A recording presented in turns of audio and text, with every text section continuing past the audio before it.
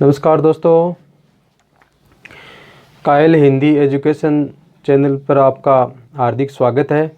और मैं आपका दोस्त बाबूलाल कायल आपके सामने फिर उपस्थित हो चुका हूँ हिंदी से संबंधित चर्चा करने के लिए। तो करते हैं हम। हिंदी में हमने कल और परसों 2 दिन में पढ़ा था भाषा एवं व्याकरण। और भाषा के बारे में और व्याकरण के बारे में हमने अच्छी तरह से अध्ययन किया था, विस्तृत अध्ययन किया था कि भाषा क्या होती है, व्याकरण क्या होती है, अच्छी तरह से अध्ययन किया था।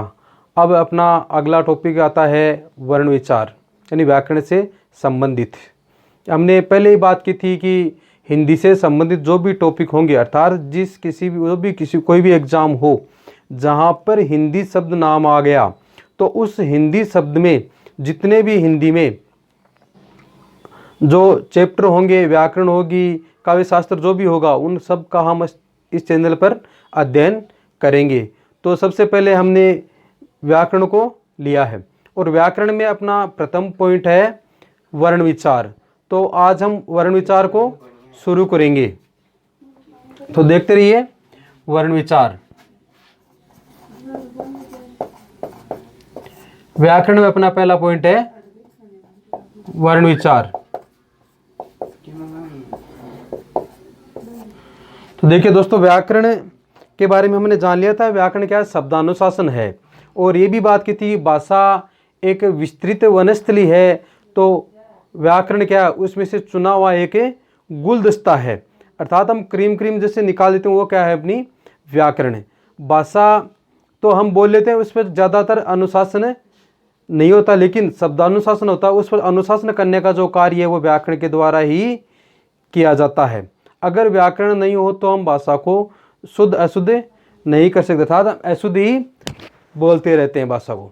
तो भाषा पर जो लगाम कसती है, जो भाषा को अच्छी तरह सजोए रखती है, वही क्या है? अपनी व्याकरण।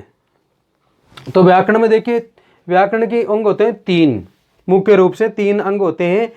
तो व्याकरण इन 3 अंगों पर ही टिकी जाती है, अर्थात व्याकरण में इन 3 अंगों के अलावा कुछ भी नहीं होता है।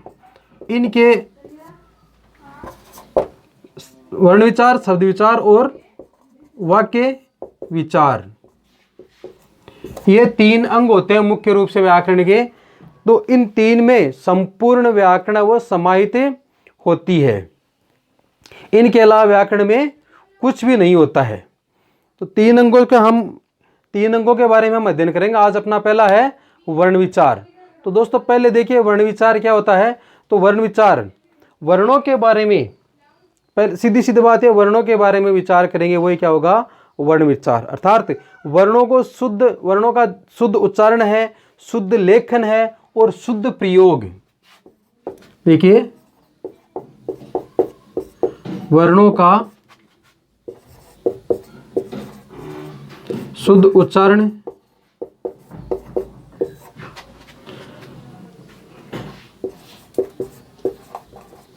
शुद्ध लेखन व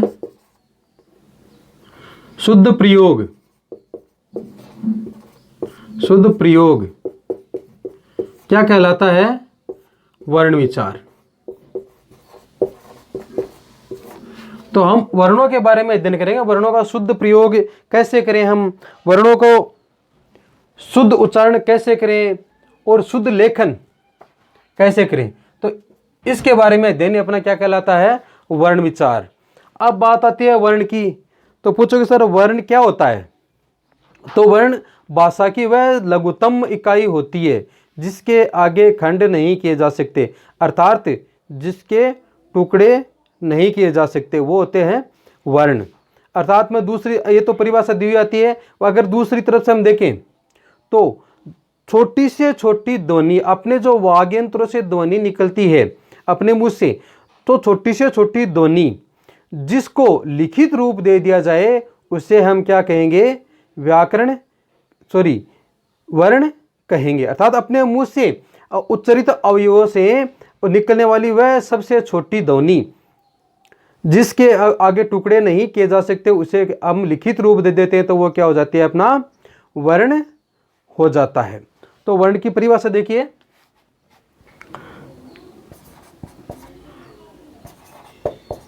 वाग्यंत्र से निकलने वाली वह छोटी से छोटी ध्वनि जिसको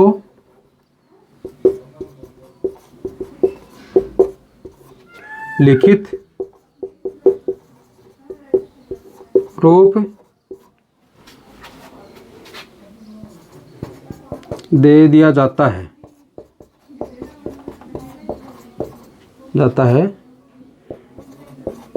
वर्ण कहलाता है।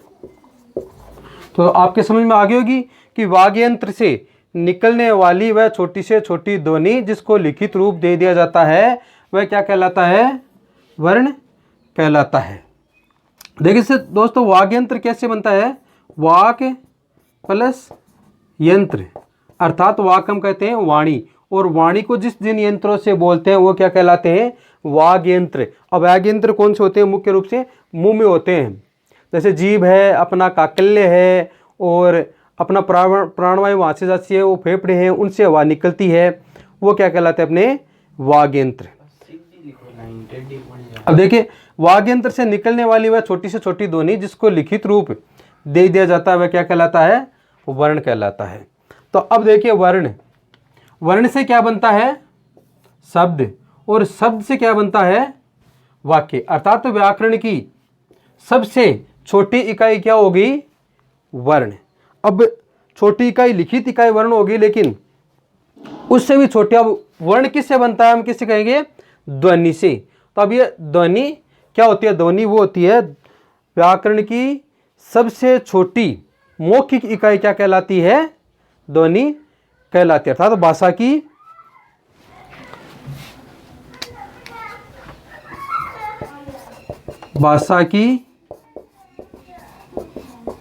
सबसे, चलो इसको मिटाता हूं पहले, भाषा की सबसे छोटी मौखिक इकाई क्या कहलाती है, ध्वनि कहलाती है।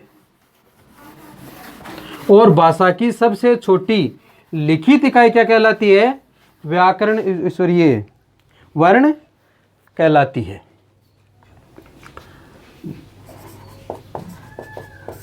भाषा की सबसे छोटी मौखिक इकाई क्या कहलाएगी दोस्तों, क्योंकि हमने देखा था कि वाग्यंत्र से निकलने वाली सबसे छोटी ध्वनि उसे क्या कहते हैं हम, व्याकरण। तो मौखिक इकाई कौन सी होगी अपनी सबसे छोटी, तो वो होगी ध्वनि। और ध्वनि को ही हम क्या कहते, लिखित रूप हम जब दे देते हैं तो उसे क्या कहते हैं हम, वर्ण। तो भाषा की सबसे छोटी लिखित इकाई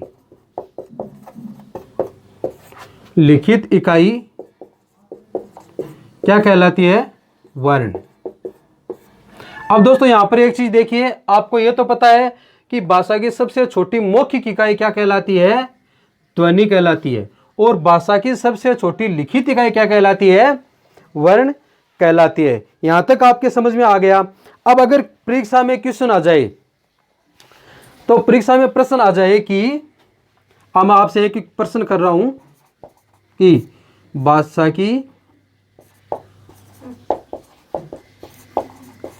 की सबसे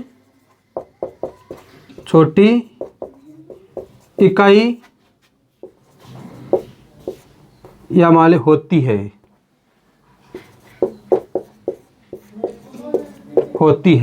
यहां पर आपको ऑप्शन दे दे, पहला दे दिया ध्वनि,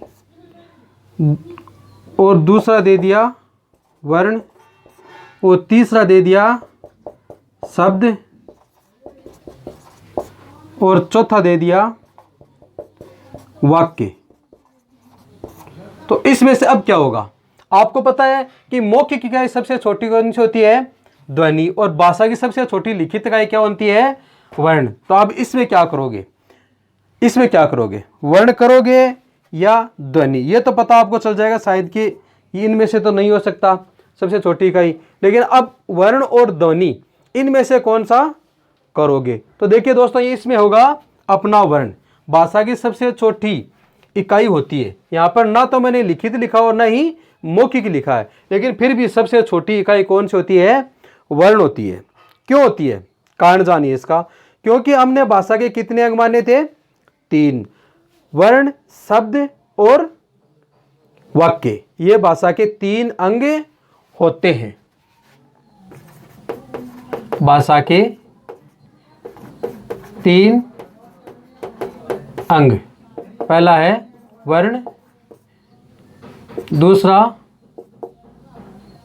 शब्द और तीसरा हो गया अपना वाक्य।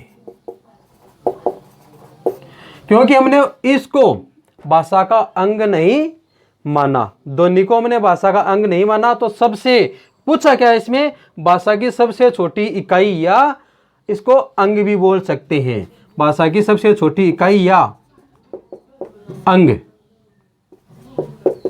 होता है।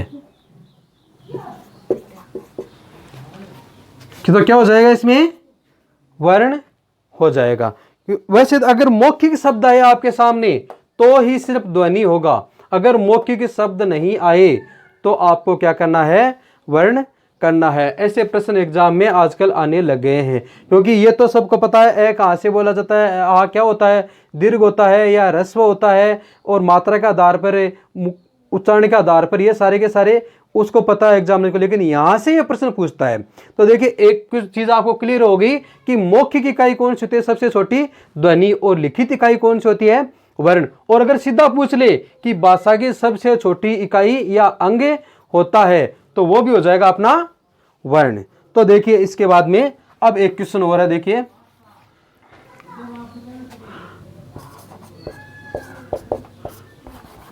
देखिए अर्थ के आधार पर, अर्थ के आधार पर भाषा की सबसे छोटी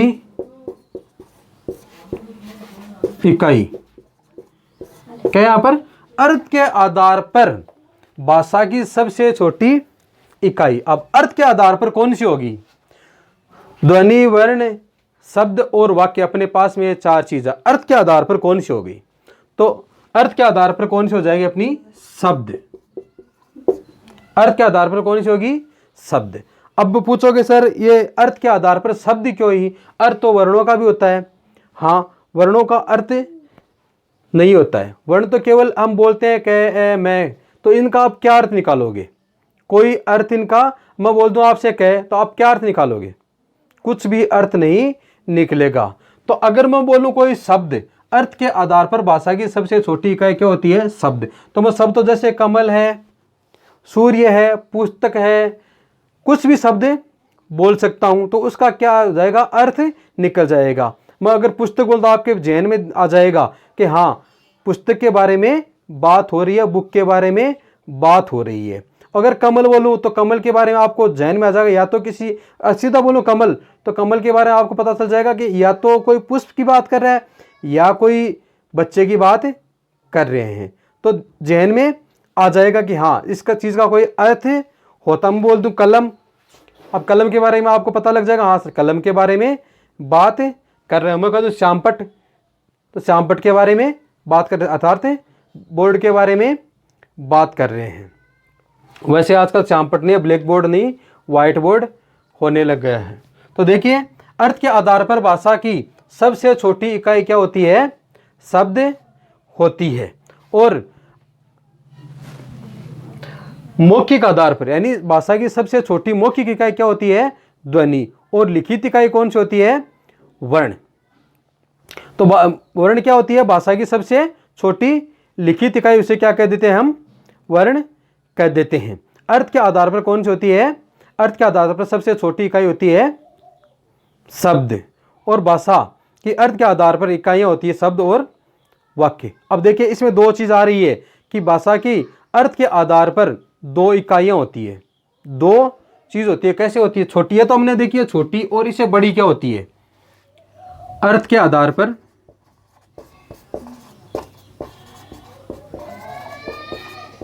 अर्थ के आधार पर भाषा की दो इकाइयां होती है। एक तो हमने बात के लिए सबसे छोटी कौन सी होती है? शब्द, और दूसरी होती है वाक्य। क्योंकि हमने तीन इकाइयां मानी है, वर्ण, शब्द और वाक्य, तो अर्थ शब्द का भी निकलता और वाक्य का भी होता है। तो अर्थ के आधार पर अपनी दो इकाइयां होगी, एक तो शब्द होगी और एक वाक्य। तो अर्थ के आधार पर अपनी दो इकाइयां होगी, तो सबसे छोटी कौन सी होगी? शब्द। अब देखिए दोस्तों, भाव या भावार्थ के आधार पर भाषा की सबसे छोटी इकाई कौन सी होती है? भाव या भावार्थ के आधार पर, भाव या भावार्थ के आधार पर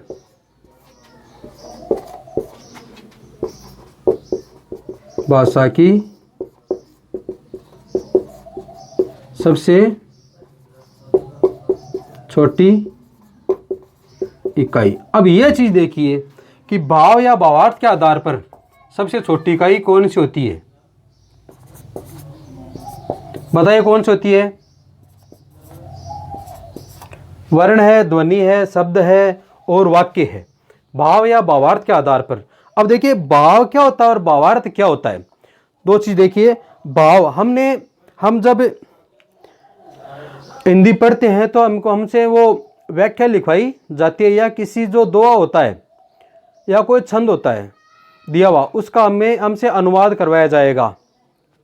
तो अनुवाद में हम लिखेंगे, पहले उसका अर्थ लिखेंगे कि मान लीजिए कोई कबीर का दोहा आ गया और या रहीम का दोहा आ गया, तो उसका हम अर्थ लिखेंगे, वो अर्थ लिख देंगे उसका। उसके बाद में हम क्या लिखेंगे एक्सप्लेनेशन में कि व्याख्या में कि इसका भावार्थ, नीचे एडिंग लगाएंगे भावार्थ, और भावार्थ के बाद में उसका उदाहरण देकर और उसको अच्छी तरह से हम व्याख्या उसकी करेंगे, तो वो हो जाता है भावार्थ। तो भावार्थ के आधार पर भाव या उसका जिसका भाव निकलता हो, जिसका और कोई अर्थ निकलता हो, अर्थात संपूर्ण अर्थ उसका समझ में आ जाए, वो होता है अपना भावार्थ। तो भावार्थ के आधार पर सबसे छोटी इकाई कौन सी होती है? वाक्य होता है, क्योंकि वाक्य के बिना हम भावार्थ नहीं निकाल सकते। कैसे नहीं निकाल सकते? वही बात मैं बताऊं आपको। मैंने बोल दिया कलम, तो अब कलम का आप क्या अर्थ समझोगे? कुछ नहीं समझोगे, बस कलम है तो है, क्या समझोगे इसका? अगर मैं इसी को वाक्य में बोल दूं कि तुम लो एक कलम ले लो, तो इसका भावार्थ हो गया, अर्थ हो गया इसका कि हाँ हमें सर कलम को देने के लिए, बोलने के लिए कह रहे हैं। मैं बोल दूं आपको कि पुस्तक, तो पुस्तक के बारे में आप क्या अर्थ समझोगे? ये तो शब्द है, अर्थ के आधार पर सबसे छोटी इकाई होती है शब्द, लेकिन उसका अर्थ शब्द हो गया, शब्द का अर्थ हो गया पुस्तक। लेकिन भावार्थ क्या हुआ? मैं कहूंगा आपसे कि बेटे जा पुस्तक लेकर आओ, तो आप उसको अर्थ को समझोगे। तो अर्थ के आधार पर सबसे छोटी इकाई कौन सी होती है?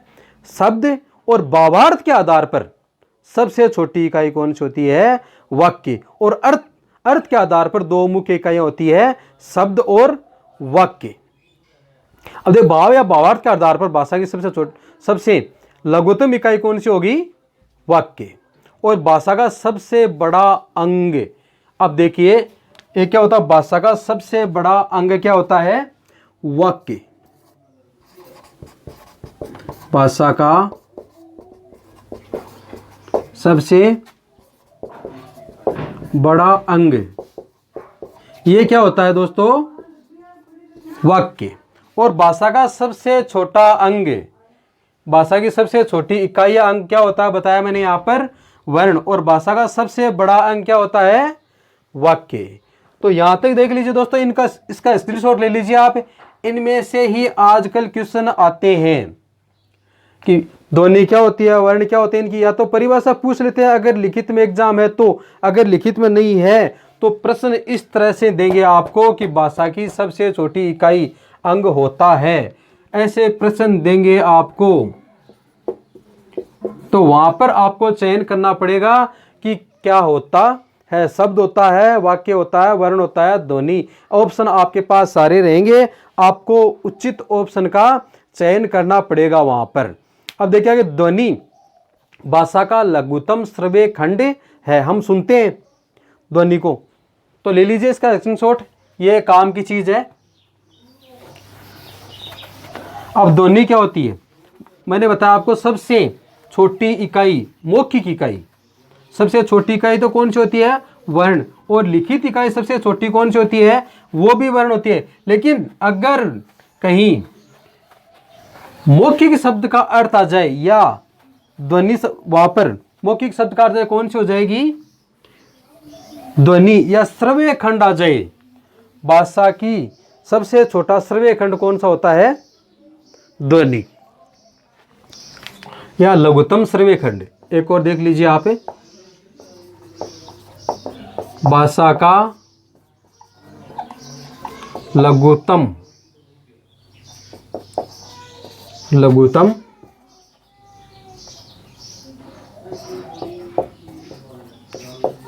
श्रव्य खंड कौन सा होता है, ये होता है दोस्तों ध्वनि। देखिए श्रव्य खंड सुनने में, हम जो बोलते हैं वो अपने सुनाई देगा, तो सुनाई में देने में वो आप उधर से मौखिक बोलेगा तो हमें सुनाई देगा, तो वही क्या हो गया, मौखिक वाला है क्या हो गया, अपना श्रव्य खंड हो गया। और वर्ण क्या, फिर देखिए ये क्या हो जाएगा, भाषा का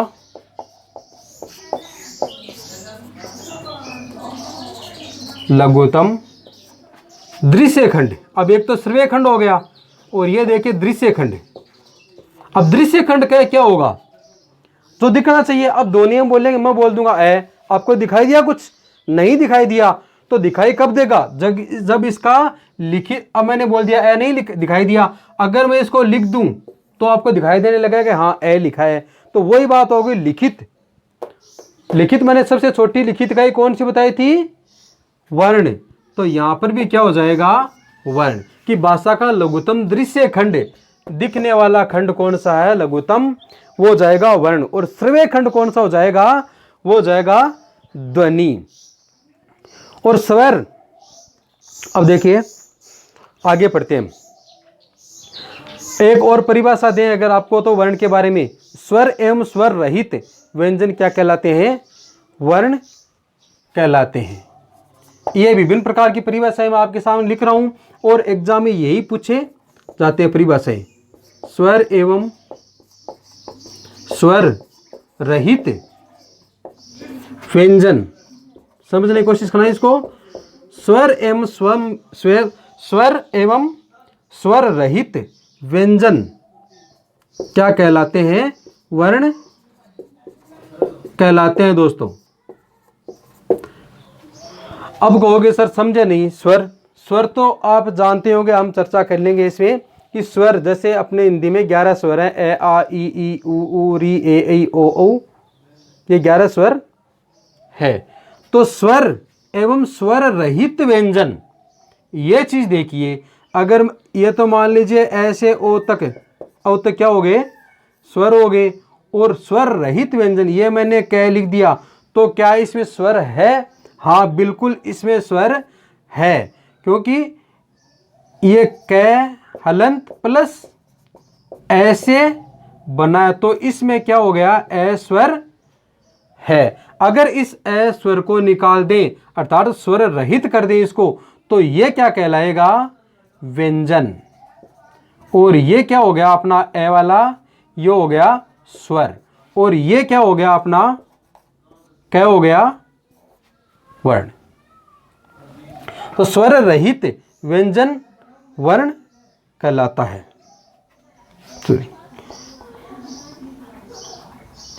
ये योगा व्यंजन और ये होगा स्वर, इसके बारे में हम चर्चा करेंगे। इसको क्या कह देते हैं, हमें अक्षर कह देते हैं। ये क्या हो जाता है, अक्षर।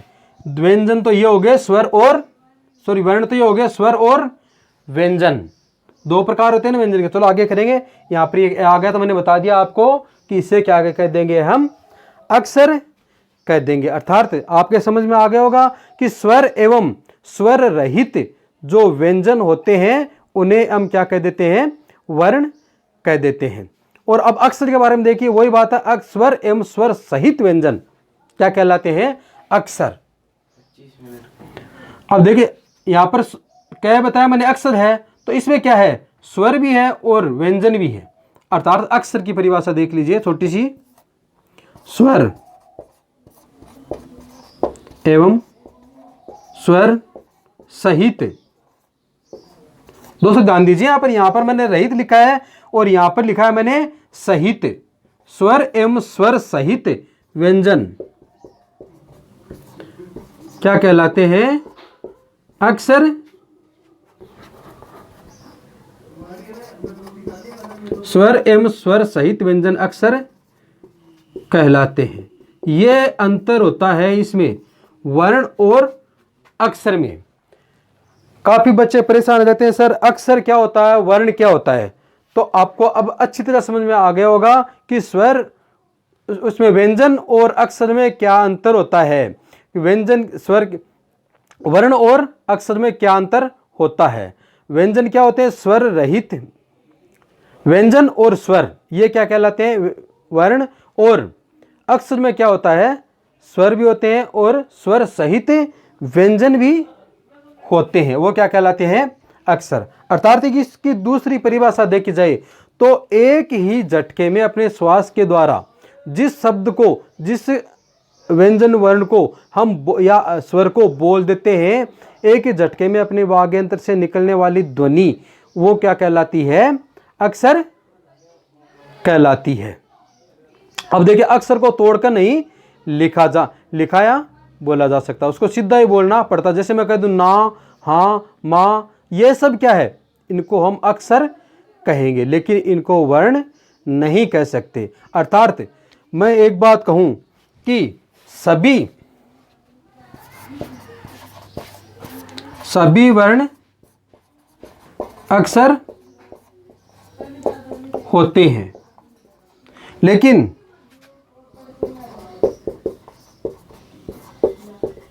सभी अक्षर वर्ण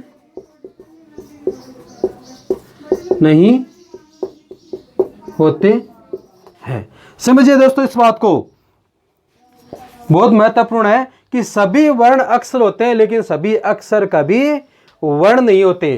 क्यों नहीं होते, मैं बताऊं आपको। सभी वर्ण, अब वर्ण में हमने ए पढ़ लिया या क या मान लीजिए ब, जो भी पढ़ लिया, इनको हम अक्षर कह सकते हैं। लेकिन अगर हमने देख लिया आ, ना, जा, मा या और भी, जैसे काम, स्नान, नाम, जैसे मैंने बोल दिया नाम, राम, ऐसे आराम से राम, तो बोल दिया, ये सब क्या कहलाएंगे, अक्षर कहलाएंगे। लेकिन हम इनको वर्ण नहीं कह सकते, क्योंकि वर्ण भाषा की लघुत्तम इकाई होती है। इस कारण उसे हम क्या नहीं कह सकते, वर्ण नहीं कह सकते, क्योंकि इसके खंड किए जा सकते हैं, इसके खंड नहीं किए जा सकते।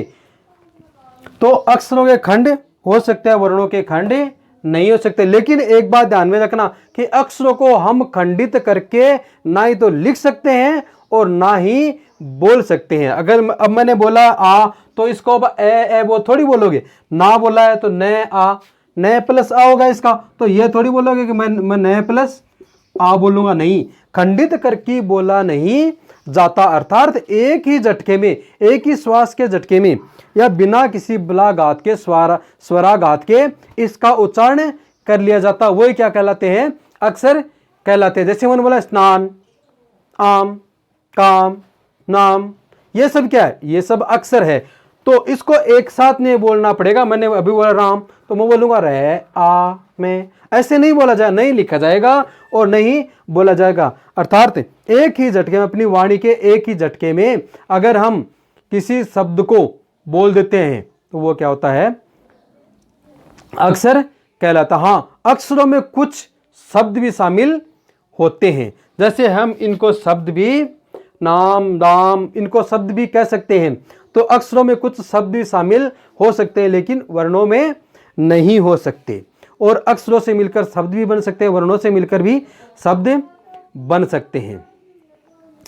अब देखिए शब्द की क्या परिभाषा है कि वर्णों या अक्षरों का क्रमबद्ध एवं व्यवस्थित रूप क्या कहलाता है, शब्द कहलाता है।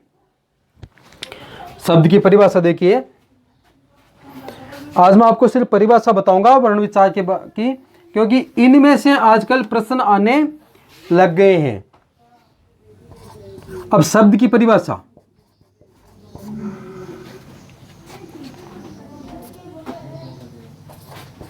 क्या होती है, वर्णों का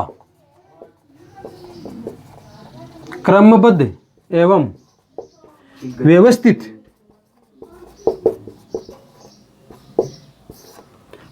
रूप ही क्या कहलाता है, शब्द कहलाता है। शब्द क्या कहलाता है, वर्णों का क्रमबद्ध एवं व्यवस्थित समूह है, शब्द कहलाता है।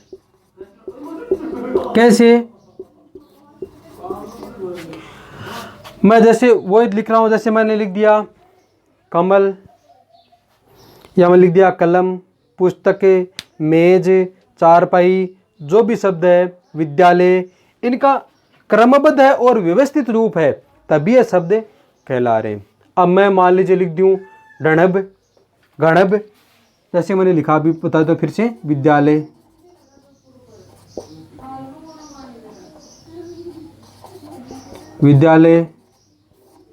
कलम, मेज, ये सब क्या हो गए, शब्द हो गए, क्योंकि इनमें व्यवस्थित रूप है, क्रमबद्ध है। अगर इनको क्रम उच्चूक कर दिया, कहीं गड़बड़ कर दिया जाए, क्रमबद्ध नहीं लिखा जाए, तो मैं लिख दूं ल, त्या, ये, वी, तो क्या शब्द बन गया कि कोई अर्थ नहीं निकल रहा है, क्योंकि इनका अर्थ निकलना जरूरी होता है, नहीं तो ये क्या हो जाते हैं, निरर्थक शब्द हो जाते हैं जिनका कोई अर्थ नहीं निकलता। तो परिभाषा पर ध्यान दीजिए, वर्णों का क्रमबद्ध एवं व्यवस्थित समूह क्या कहलाता है, शब्द कहलाता है। और देखिए पद, इसी शब्द को हम वाक्यों में प्रयोग कर देते हैं तो वह क्या कहला जाता है, अपना पद बन जाता है। शब्द वाक्य में प्रयुक्त होते ही क्या हो जाता है, वो पद बन जाता है। तो इतनी बात मेरे ख्याल से आपकी समझ में आ गई होगी अच्छी तरह, कि यह मैंने परिभाषा लिखाई है, बहुत चुन चुन कर परिभाषा लिखाई हुई है, इनमें से ही प्रश्न अधिकतर बना लेते हैं और आप घूमते रह जाते हैं, वर्णों के प्रकार, स्वर कौन सा होता है, व्यंजन कौन सा होता है, और यहां से प्रश्न आ जाता है, उलझ जाते हैं, क्योंकि अपना कॉन्सेप्ट क्लियर होना चाहिए। अगर कॉन्सेप्ट क्लियर है तो कहीं से भी कोई भी क्वेश्चन आ जाए कोई दिक्कत नहीं आएगी। अगर अपना कॉन्सेप्ट ही क्लियर नहीं है तो हमें तो जो चीज़ रटी जटाई होगी वो ही याद होगी, जैसे तोता बोलता है वैसे हम भी बोलते जाएंगे और एग्जाम में जाते ही अपने बोल्ड हो जाएंगे।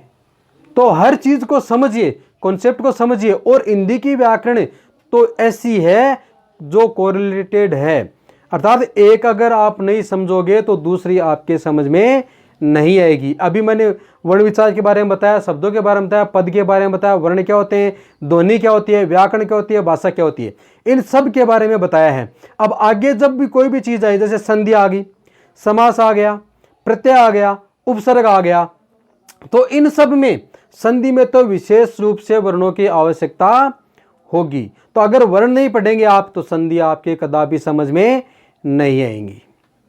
तो वर्ण पढ़ेंगे तो संधि समझ में आएगी, अगर संधि समझ में आएगी तो वाक्य में अशुद्धि का बहुत बड़ा योगदान रहता है। संधि का तीन चीज़ों का विशेष रूप से, उपसर्ग, प्रत्यय और संधि, और एक होता है समास, जो अपने शब्द निर्माण की प्रक्रिया में काम आते हैं। हिंदी में चार ही जो ये मूल रूप से होते हैं, टॉपिक होते हैं, इनसे चार से मूल रूप से शब्द बनते हैं। कौन से?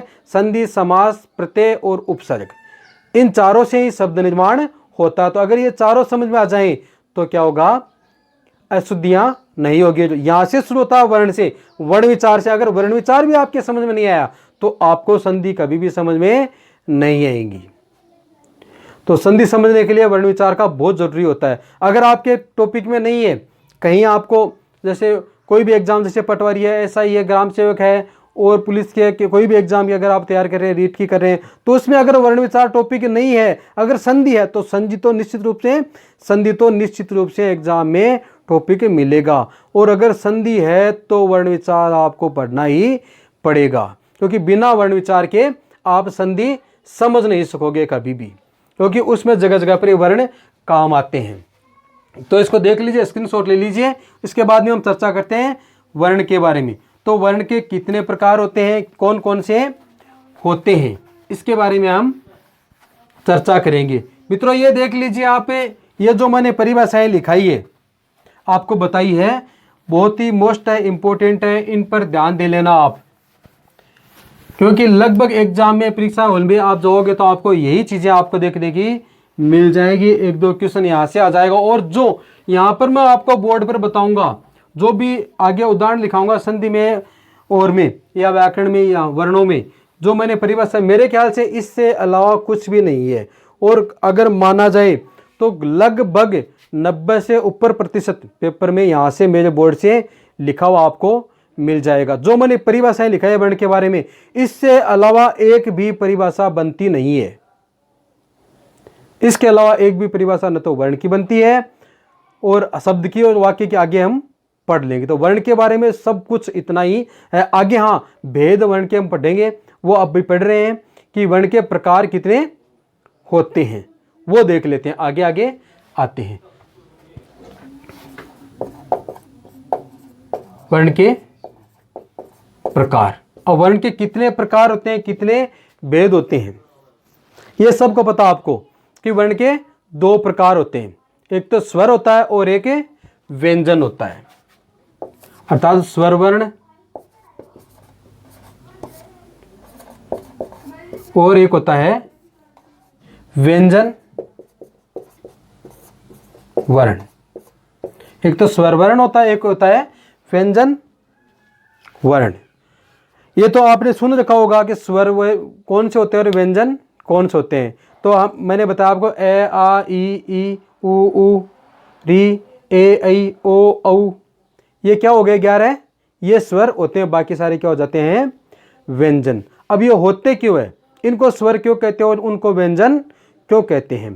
तो देखिए, अपने स्वर होते हैं वो आराम से हम बोल सकते हैं। जैसे मैंने बोला ए, आराम से ध्वनि बाहर आ रही है, अर्थात जो प्राणवायु होती है, अपनी जो प्राणवायु होती है वो निर्बाध रूप से, अर्थात फेफड़ों से आवाज निकलती है, प्राणवायु निकलती है, वो बिना किसी टकराहट के, रगड़न के या घर्षण के सीधी मुंह से बाहर आ जाती है।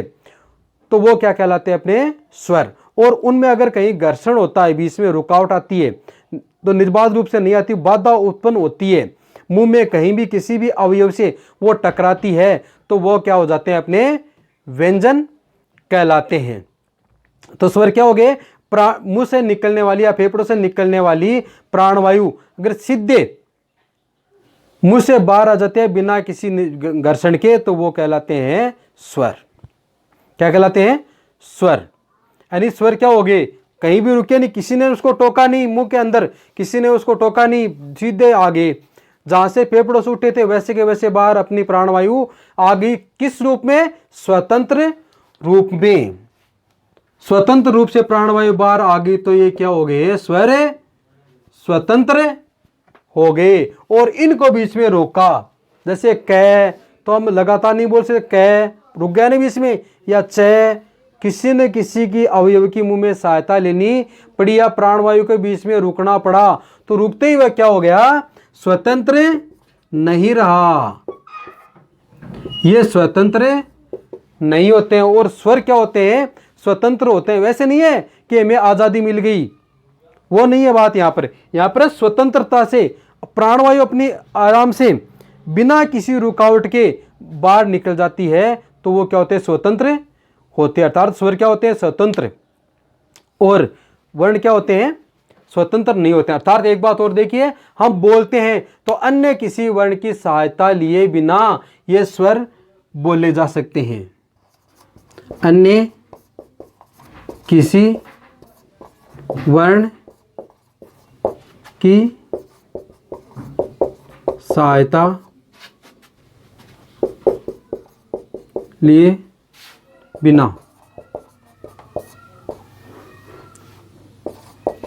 स्वरों का उच्चारण संभव है। स्वर हम बोलते हैं ए, सीधा ही बोल दिया मैंने ए आ ई, तो किसी भी वर्ण की सहायता लेने की आवश्यकता नहीं रही है में। अब हम अगर व्यंजन बोलेंगे तो व्यंजन में स्वर के सहायता के बिना हमें नहीं बोल सकते। तो व्यंजन देखिए, ये मैंने बोला व्यंजन है, कैसे बोलोगे इसको? इसमें स्वर आपको मिलाना पड़ेगा। क ए बराबर क्या क, अब इसको आप बोल सकते हो, नहीं तो नहीं बोल सकते। अर्थ अन्य किसी वर्ण की सहायता लिए बिना स्वरों का उच्चारण हो सकता, लेकिन अन्य किसी वर्ण की सहायता लिए बिना व्यंजन का उच्चारण नहीं हो सकता। तो इनको ये स्वतंत्र है, अपने आप ही उच्चारित हो सकते हैं, लेकिन व्यंजन है वो अपने आप उच्चारित नहीं हो सकते, इसलिए क्या है बेचारे, स्वतंत्र नहीं है। अक्षर बता दिया मैंने आपको अक्षर के बारे में, ये क्या हो जाएगा, अक्षर बन जाएगा। अब आगे देखिए, अब स्वरों की संख्या क्या होती है? स्वरों की संख्या होती है अपने हिंदी में 11। आप कई बोलते हैं कि स्वरों की संख्या 13 भी होती है और 11 भी होती है। यहां तक समझ में आ गया आपको स्वर क्या होते हैं और व्यंजन क्या होते हैं? दोबारा से देख लीजिए, आपके वर्ण के प्रकार कितने होते हैं? 2 प्रकार के वर्ण होते हैं, एक स्वर और दूसरा व्यंजन।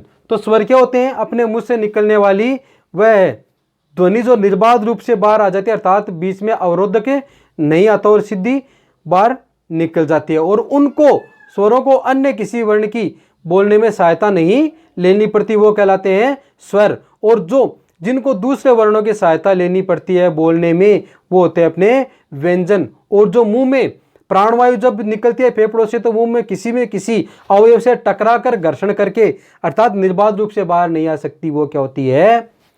व्यंजन वर्ण कहलाते हैं। अब देखिए स्वर कितने होते हैं? स्वर कई बोलते हैं सर 11 होते हैं, कई बोलते हैं सर 13 होते हैं। कौन से होते हैं? ये भी होते हैं, ये भी होते हैं। ये कहां से पर होते हैं? अपने मूल भाषा में। मूल भाषा की हमने चर्चा की थी, कौन सी होती है? संस्कृत, जगत जननी इसको बोलते हैं, और एक बोलते हैं देव भाषा, देवताओं की भाषा जिसको बोलते हैं, ये संस्कृत होती है। इसमें होते हैं 13 और अपने हिंदी में होते हैं 11। हिंदी में कितने स्वर होते हैं? 11। देखिए कौन कौन से होते हैं? ए, आ, ई, दीर्घ ई, उ, दीर्घ उ, और एक होता है री, ए, ऐ, ओ और औ। देख लीजिए 1 2 3 4 5 6 7 8 9 10 11। इन हिंदी में कितने होते हैं? 11। अब संस्कृत में और देखिए दो कहां से आते हैं? संस्कृत में स्वरों को कहते हैं अच। अच्छा, अब ये भी बताऊंगा मैं क्यों कहते हैं इनको। ये हो गए ए, आ, ह्रस्व ई और दीर्घ ई, ह्रस्व उ, दीर्घ उ और री, ह्रस्व ई। देख सही से लिख देता हूं इसको, और दीर्घ री। ये देखिए यहां से होकर ये डबल लिखा जाता है यहां पर री, और इसके बाद में आता है एक अपना ली, और फिर आ जाता है ए, ऐ, ओ और औ। अब देख लीजिए इनको 1 2 3 4 5 6 7 8 9 10 11 12 और ये 13। तो संस्कृत में होते हैं कितने? ये 13। अब स्वरों को अच क्यों कहते हैं? एक स्वरों में सूत्र है जैसे इसको बोलते हैं माहेश्वरी सूत्र। संस्कृत में सूत्र माहेश्वरी सूत्र, और सूत्र के हिसाब से पूरी व्याकरण इसमें चलती है, इस सूत्र के हिसाब से। तो इस सूत्र में आता है अच, जैसे वो सूत्र होता है ए ई उण रील री कै ए ओंग आई औच जब है जब गढ़ दस, इस तरह से वो सूत्र होता है। तो अच क्यों कहते हैं, देखिए मैं बताऊं आपको। ए ई उण पहला देखिए, फिर है री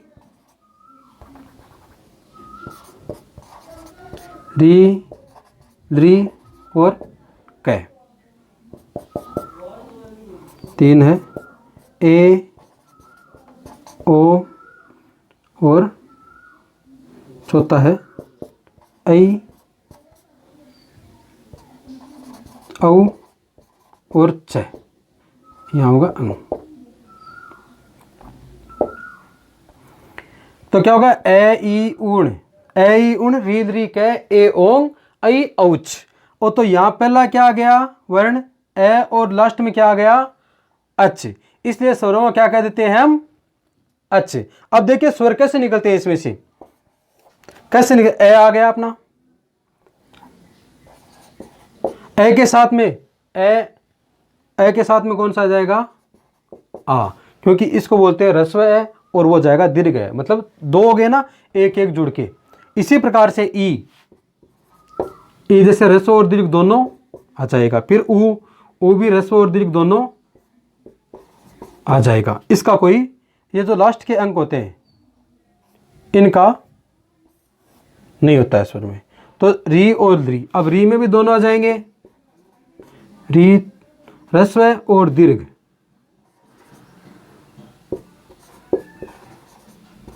और ली एक ही होता है ली, और फिर ए ओ ऐ औ, इस तरह से होते हैं, क्योंकि ये गुण स्वर होते हैं और ये गुण स्वर होते हैं और ये वृद्धि स्वर होते हैं, तो इनमें साथ में लिखा हुआ होता है, हम यहाँ पर अलग लिख देते हैं ए ऐ ओ, जैसे ए ओ और ऐ औ। इसलिए स्वरों क्या कहते हैं हम अच कहते हैं। देखिए 1 2 3 4 5 6 7 8 9 10 11 12 13। तो इस तरह संस्कृत में क्या कह देते हैं स्वरों को हम अच कह देते हैं। इस माहेश्वरी सूत्र के अनुसार हम अच कह देते हैं, वरना इसमें हिंदी में तो कितने होते हैं अपने 11 स्वर ही होते हैं। इतना समझ में आ गया आपका स्वर कौन से होते हैं क्या होते हैं। इसके बाद में देखिए, इसके बाद में अपने दो और रह जाते हैं, दो जिनको बोलते हैं हम अंग ए। अब बोलोगे सर हमने तो शुरू में यहाँ आगे दो और पढ़े थे, वो कहाँ गए, तो वो यहाँ रहे। ये किसी कर्म के नहीं है, मतलब इनका किसी के साथ में संपर्क नहीं है, सबसे झगड़ा करते हैं, किसी के साथ में इनका संबंध नहीं है, किसी के साथ में इनका योग नहीं है, व्यंजनों के साथ में इनको रख नहीं सकते, स्वरों के साथ में ये रहना नहीं चाहते। तो क्या कहेंगे इनको, अयोग वाह, इन्हें क्या कहते हैं अयोग वाह। इन वर्णों को क्या कह देते हैं हम अयोग वाह। देखिए अयोग वाह क्यों कहते हैं इनको, अ का क्या अर्थ होगा नहीं, अर्थात नहीं, योग जुड़कर, और वह वाह का मतलब हो जाएगा वहन करना या करे, जो जुड़कर वहन न करे, जो किसी के साथ में जुड़कर न रहे, उन्हें क्या कह देते हैं हम अयोग वाह। तो अंग ए अनुस्वार और विसर्ग, इसको क्या बोलते हैं हम अनुस्वार, और ये होता है विसर्ग। क्यों, इनका योग व्यंजनों के साथ में नहीं होता और स्वर इनको हम कह नहीं सकते, तो ये क्या कहलाते हैं अपने अयोगवा वर्ण कहलाते हैं। ये हमेशा काम में आते हैं स्वरों के, क्योंकि इनका व्यंजनों के साथ में योग नहीं है। हम व्यंजन के साथ में न तो विसर्ग को काम में ले सकते हैं और न ही अनुस्वार को काम में ले सकते हैं, दोनों अलग ही होते हैं। तो इनको बोल देते हैं हम अयोगवा है वर्ण, अर्थात न जुड़कर वहन करने, जो योग को वहन न करे, अर्थात जो जुड़कर न रहे, उसे क्या कह देते हैं हम अनुस्वार या विसर्ग, या मान लीजिए अयोगवा है वर्ण। अब अनुस्वार देखिए इसका अर्थ ही क्या होता है बताता हूं, अनु प्लस स्वार ये है, तो अनुस्वार का क्या अर्थ होता है? अनु प्लस स्वर, अनु प्लस स्वर, यानी अनु यानी पीछे और स्वर का मतलब आपको पता है स्वर। अनु यानी स्वर के जो पीछे, अर्थात वह ध्वनि जो स्वर के पीछे प्रयुक्त होती है क्या कहलाती है? अनुस्वार कहलाती है। और ये विसर्ग जो स्वर के साथ में लगता है। तो अनुस्वार और विसर्ग दोनों का प्रयोग कहाँ होता है? स्वर के साथ में होता है, व्यंजन के साथ में, व्यंजन के साथ में नहीं होता है। तो यहां तक हमने देख लिया आज वर्ण विचार के बारे में। आपके आशा करता हूं आपके समझ में आया होगा अच्छी तरह कि व्याकरण क्या होते हैं, वर्ण क्या होते हैं। तो वर्ण विचार में हमने पढ़ा वर्ण विचार क्या होता है। तो वर्णों के बारे में, वर्णों का शुद्ध लेखन, शुद्ध उच्चारण और शुद्ध प्रयोग ही क्या कहलाता है? वर्ण विचार कहलाता है। इसी के बारे में हम अध्ययन करेंगे। और वर्ण के बारे में हमने देखा था कि भाषा की सबसे छोटी इकाई कौन सी होती है? सबसे छोटी इकाई होती है वर्ण। और भाषा की मुख्य रूप से या व्याकरण की मुख्य रूप से कितनी इकाइयां, कितने अंग होते हैं? तो 3 होते हैं। कौन कौन से होते हैं? वर्ण, शब्द और वाक्य। इन तीनों के बारे में हम अध्ययन करेंगे। सबसे पहले हमने लिया था वर्ण को। वर्ण क्या होती है? भाषा की सबसे छोटी इकाई बोलते हैं या भाषा की सबसे छोटी लिखित इकाई, उसे क्या कह देते हैं? वर्ण। और भाषा की सबसे छोटी या लघुतम दृश्य खंड, सॉरी श्रव्य खंड, वो कौन सा होता है? श्रव्य खंड होता है ध्वनि। और लघुतम भाषा का सब लघुतम दृश्य खंड होता है वर्ण। और अर्थ के आधार पर, मैंने बताया था, रिवीजन करवा देता हूं, अर्थ के आधार पर भाषा की सबसे छोटी इकाई कौन सी होती है? शब्द। और भावार्थ के आधार पर भाषा की सबसे छोटी इकाई कौन सी होती है? वाक्य। और अर्थ के आधार पर भाषा की कितनी इकाइयां होती है? तो 2 होती है मित्रों, शब्द और वाक्य, 2 होती है इसमें। अब देखिए वर्ण, वर्ण कितने प्रकार के होते हैं? हमने देखा था 2 प्रकार के होते हैं, स्वर और व्यंजन। स्वर किसे कहते हैं? स्वर उसे कहते हैं जो अपने फेफड़ों से जो प्राणवायु निकलती है और सीधी निर्बाध रूप से बिना किसी रोक टोक के सीधी बाहर आ जाती है, तो वो क्या बोलते हैं? जिसको बोलने में कोई असुविधा नहीं होती, तो उनको कहते हैं स्वर। और जिनको बोलने में हमें किसी अन्य वर्ण की सहायता लेनी पड़ती है, अर्थात प्राणवायु जो निकलती है वो सीधी की सीधी मुंह से या फेफड़ों से बाहर नहीं आ सकती, उसे क्या बोल देते हैं हम? व्यंजन। तो स्वर क्या होते हैं समझ में आ गया आपको? व्यंजन क्या होते हैं ये भी समझ में आ गया होगा। अब स्वर कितने होते हैं? स्वर दोस्तों होते हैं 11। मूल रूप से संस्कृत में स्वर होते थे 13, और लेकिन हमारे यहाँ पर हिंदी में 2 स्वरों की आवश्यकता नहीं है, उनको काम में नहीं लिया जाता। एक तो दीर्घ री और एक दीर्घ री और एक ध्री। इनका हिंदी में काम नहीं होता, संस्कृत में ही होता था। तो इनके अलावा हमारे पास 11 स्वर है। इन 11 स्वरों को हम काम में लेते हैं हिंदी में। अब बच गए 2, हमने बात की थी अनुस्वार और विसर्ग की, तो वो अयोगवा वर्ण के अंतर्गत आते हैं। और स्वरों को संस्कृत में क्या कहते हैं? अच। ये मैंने बता दिया आपको कि ए ई उण री री कै ए ओंग ऐ औच, ये मात्सरी सूत्र होता है। इनके अनुसार इनको स्वरों क्या कह देते हैं? तो अच कह देते हैं। तो नमस्कार दोस्तों, आज के लिए इतना ही। देखिए अगली क्लास में कल पढ़ेंगे वर्णों के बारे में। और चैनल को सब्सक्राइब कीजिए, लाइक कीजिए और बेल आइकन प्रेस कीजिए ताकि आने वाले जो नोटिफिकेशन आपके पास में पहुंच सके। और आपको कैसा लगा? आपको कहीं कोई इसमें कोई शंका हो तो उसको आप कमेंट बॉक्स में जाकर लिख सकते हैं, आपको जवाब दिया जाएगा। आपको बस वीडियो कैसा लगा या कुछ चीज़ छूट तो नहीं रही है? मैं मेरी तरफ से पूरी कोशिश कर रहा हूं कि एग्ज़ाम में शायद इससे बाहर कुछ भी आने वाला नहीं। जितना पढ़ाऊंगा उससे कम 90% तो मेरे बताए हुए में से या तो बोर्ड पर से आ जाएगा या जो मैं बोलूँगा उसमें से निश्चित रूप से 90% तक कवर आराम से कर लूँगा। चाहे व्याकरण में कोई सा भी टॉपिक हो या हिंदी पढ़ाऊँ, उसमें कोई सा भी टॉपिक हो, निश्चित रूप से 90% तक कवर करने का मेरा ध्येय रहेगा। तो ये पढ़ा दूंगा, उसके बाद में इसका तो आप नोट्स बना लीजिए, देख लीजिए, आप बार बार वीडियो को देख सकते हैं ताकि दिमाग में एकदम स्थायित्व प्राप्त कर ले। तो देखते रहिए दोस्तों, नमस्कार।